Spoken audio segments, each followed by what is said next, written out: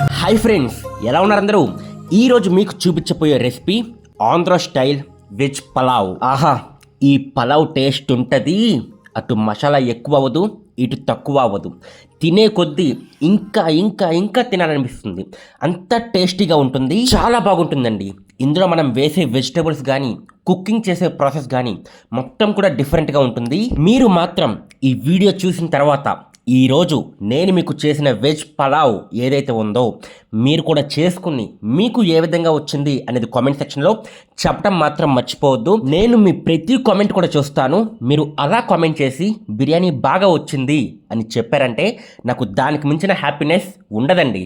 అయితే మీకు ఈ వీడియోలో తయారీ ప్రాసెస్ ఏదైతే ఉంటుందో స్టెప్ బై స్టెప్ ఏ విధంగా చేసుకోవాలి అనేది స్టెప్ బై స్టెప్ మీకు క్లియర్గా చూపించాను. వెజిటేబుల్స్ కూడా వెజిటేబుల్స్ ఏం వేయాలి అనేది కూడా డీటెయిల్డ్గా నిదానంగా చూపించడం అయితే జరిగింది. మొత్తం చూడండి, మొత్తం చూసి చేసుకోండి. తెలుసు కదా, మనం రెసిపీ చెప్పామంటే దాని టేస్ట్ నెక్స్ట్ లెవెల్ ఉండాల్సిందే.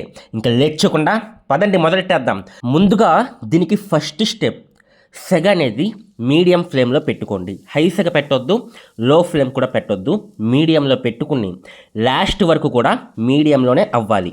ముందుగా 7 స్పూన్స్ ఆయిల్ వేసుకుని 2 ఆనియన్స్ అండి. నేను ఇక్కడ 2.5 గ్లాసులు రైస్ అయితే నేనైతే యూస్ చేస్తున్నాను. దానికి 2 ఆనియన్స్ అయితే మనకైతే అవుతాయి. 2 ఆనియన్స్ కూడా సన్నగా కట్ చేసేసుకోండి, వీలైనంత సన్నగా కట్ చేసుకోండి. కట్ చేసుకుని ఇవి గోల్డెన్ బ్రౌన్ కలర్ వచ్చేంత వరకు వేగాలి. 5 నుంచి 6 నిమిషాలు వేపుకోండి. కలర్ వచ్చిన తర్వాత ఇందులో 2 పొటాటోస్ అండి, మీడియం సైజులో 2 పొటాటోస్ అనేవి చిన్న చిన్నగా కట్ చేసుకున్నాను. దానితో పాటు 150 గ్రామ్స్ బీన్స్ అన్నమాట. ఈ 2 మన బిర్యానీకి ఇచ్చే టేస్ట్ నెక్స్ట్ లెవెల్ ఉంటుంది. చాలామంది ఏమనుకుంటారంటే ఇవి అంత టేస్ట్ ఇవ్వవు అనుకుంటారు.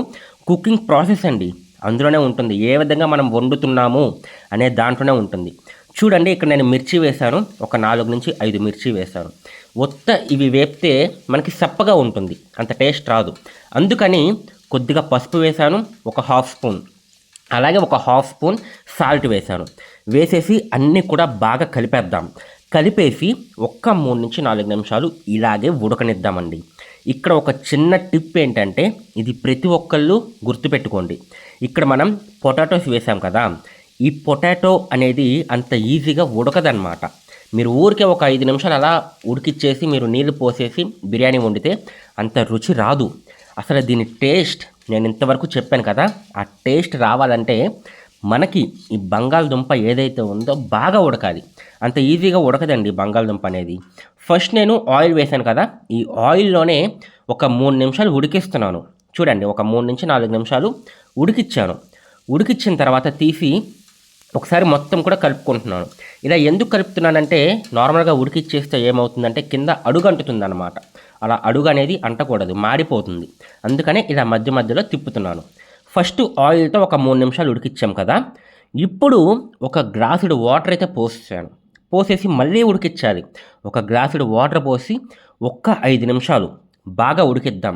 ఇంత ఎందుకు ఉడికిస్తున్నామంటే ఉడికించాలండి. ఉడికిస్తేనే, అంటే మనకి వెజ్ కదా, ఈ బంగాళదుంప కానీ ఈ బీన్స్ కానీ అంత త్వరగా ఉడకవు. మనకి పచ్చి వాసన మొత్తం పోవాలన్నమాట. పోవాలంటే బాగా ఉడికించాలి. 7 నుంచి 8 నిమిషాలు ఈ వాటర్ పోసాం. ఇందులో కర్రీ లీవ్స్ వేసాం. వేసేసి బాగా ఉడికిద్దాం. కర్రీ లీవ్స్ ఇప్పుడే ఎందుకు వేసానంటే, వాటర్లో కరివేపాకు బాగా వేగితే ఆ రుచి మారుతుంది. ఆ బిర్యానీకి పలావ్కి ఇచ్చే రుచి వేరు. అర్థమవుతుంది కదా? ఇక్కడ వరకు మీకు ప్రతి స్టెప్ అర్థమైంది కదా. సగం వరకు అయిపోయినట్టే మన కుకింగ్ అనేది. ఇంకా మహా అయితే 50% ఉంది అంతే. ఇప్పుడు ఇందులో పచ్చ బఠానీ అండి, బయట షాప్లో దొరుకుతాయి. 10 రూపాయలు ఉంటుంది ప్యాకెట్. మీరు తెచ్చుకున్నారంటే 2 సార్లు వస్తుంది. ఫస్ట్ టైం 1 సగం వేసుకోవచ్చు, రెండోసారి ఎప్పుడైనా వండుకుంటే మళ్ళీ 1 సగం అయితే వేసుకోవచ్చు. జస్ట్ 10 రూపీస్ ఉంటుంది అంతే. ఆ ప్యాకెట్ ఒకటి తెచ్చుకోండి, సరిపోతుంది. అందులో సగం అయితే వేశాను. 2 లవంగాలు అయితే వేశాను, 2 ఇలాచీ అయితే వేశాను. వీటితో పాటుగా 3 నుంచి 4 బిర్యానీ ఆకు అయితే వేశానండి. ఇంతే. మన బిర్యానీ దినుసులు అనేవి ఇంతకు మించి ఇంకా ఎక్కువ ఏమి వెయ్యం. చాలా కమ్మగా ఉంటుంది.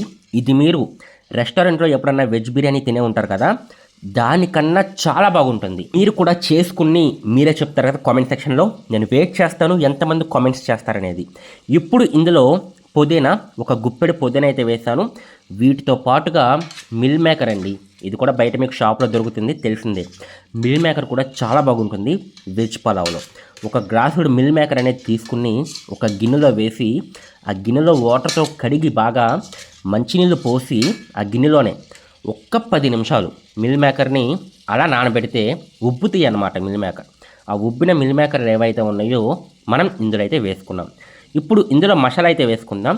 1 స్పూన్ సాల్ట్ అయితే వేసాను, 1 స్పూన్ కారం అయితే వేసాను, మళ్ళీ 1 స్పూన్ బిర్యానీ మసాలా అయితే వేసాను, 1/2 స్పూన్ మాత్రమే జీరా అండి, బయట మీకు షాప్లో దొరుకుతుంది. జీరా ఒక్క 1/2 స్పూన్ అయితే వేసి ఇప్పుడు మనం వేసిన మసాలా మొత్తం కూడా ప్రతి ముక్కకి పట్టేటట్టు బాగా కలిపేద్దాం. ఫైనల్గా ఇప్పుడు వచ్చేసి ధనియా జీరా పొడి, ఈ రెండింటితో పాటు ఉంటే వేసుకోండి కసూరి మేతి కొంచెం వేసానమాట, ఆకు అది ఉంటే వేసుకోవచ్చు, లేకపోతే స్కిప్ చేసేయచ్చు. మంచి స్మెల్ అయితే ఇస్తుంది, అందుకని వేసాను. ఈ ధనియా జీరా కూడా మామూలుగా మీకు ఉంటుంది కదా, ధనియాలు జీలకర్ర ఈ రెండు ఉంటాయి కదా, మిక్సీ పట్టేయచ్చు. మిక్సీ పట్టేస్తే మీకు పౌడర్ అయితే అవుతుంది. ఆ పౌడర్ ఇందులో వేసేయచ్చు. ఇప్పుడు నేను స్టార్టింగ్లో చెప్పాను 2.5 గ్లాసులు బియ్యం అని చెప్పేసి. ఈ 2.5 గ్లాసుల బియ్యానికి, ప్రతి గ్లాస్ బియ్యానికి గ్లాసున్నర చొప్పున వాటర్ అనమాట. గ్లాసున్నర, అర్థమైంది కదా, అంతకుమించి ఎక్కువ వెళ్ళొద్దు, ఎందుకంటే రైస్ మనకి ఉప్మా అయిపోయే అవకాశం అయితే ఉంది. గ్లాస్కి గ్లాసున్నర వాటర్ చొప్పున పోసేయండి. 2.5 గ్లాసులకి ప్రతి గ్లాస్ బియ్యానికి గ్లాసున్నర వాటర్ పోసేసిన తర్వాత ఇందులో నేను వేసింది పుదీనా అండి. మళ్ళీ ఒక గుప్పెడు పుదీనా, ఒక గుప్పెడు కొత్తిమీర, ఈ 2 వేసాను. ఈ రెండింటితో పాటు ఫైనల్ టచ్ నెయ్యి, ఒక 2 ప్యాకెట్స్ నెయ్యి అయితే వేస్తాను. ఎందుకంటే మనం యూస్ చేస్తుంది 2.5 గ్లాసుల బియ్యానికి 2 ప్యాకెట్స్ గీ అయితే సరిపోతుంది. మీరు ఇంకొంచెం ఎక్కువ బియ్యం వేసుకుంటే ఇవన్నీ కూడా కొంచెం కొంచెం ఎక్కువ పడతాయి. మసాలా కానీ ఆనియన్స్ కానీ అన్నీ కూడా కొంచెం ఎక్కువ పడతాయి. ఇదొకటి గమనించండి. నెయ్యి కూడా కొంచెం ఎక్కువ పడుతుంది, ఇంకొక ప్యాకెట్ ఎక్కువ అయితే పడుతుంది. నేను 2 ప్యాకెట్స్ అయితే వేసాను. అంతే అండి. ఇవన్నీ వేసిన తర్వాత బాగా కలిపేసి మనకి మరగాలన్నమాట. మరిగే వరకు వెయిట్ చేయండి. ఇప్పుడే మీరు బియ్యం అనేది ఇందులో వేసేయొద్దు. కొంచెం మరగాలి, కొంచెం టైం పడుతుంది. మీడియం ఫ్లేమ్లోనే ఉంచుకుని మూత పెట్టేయండి. మరిగే టయానికి అంటే ఒక 5 నిమిషాల తర్వాత తీస్తే ఈ విధంగా మరుగుతుంది. ఇలా మరుగుతున్న టైంలో ఈ బియ్యం అనేది నేను ఒక 2 గంటల ముందే నానబెట్టాను. ఒక 2 గంటల ముందే నానబెట్టుకోండి, చాలా బాగుంటుంది. కడిగేసి మంచినీళ్ళు పోసి నానబెట్టేయండి, ఒక పక్కన పెట్టేయండి. ఒక 2 గంటల ముందే బియ్యం అనేది చాలా బాగుంటుంది, మెత్తగా వస్తుంది, టేస్ట్ చాలా బాగుంటుంది బిర్యానీలోకి. ఈ బియ్యాన్ని తీసి ఇప్పుడు మరుగుతున్న మన ఏదైతే ఉందో మసాలా ఇందులో వేసేసి మూత పెట్టేసి అస్సలు తీయొద్దు. ఒక 10 నిమిషాలు అలా వదిలేయండి. వదిలేస్తే మన బిర్యానీ అనేది రెడీ అయిపోతుంది. చూసారా ఎంత బాగా వచ్చిందో. దీనిలోకి కాంబినేషన్ కూడా చెప్తాను.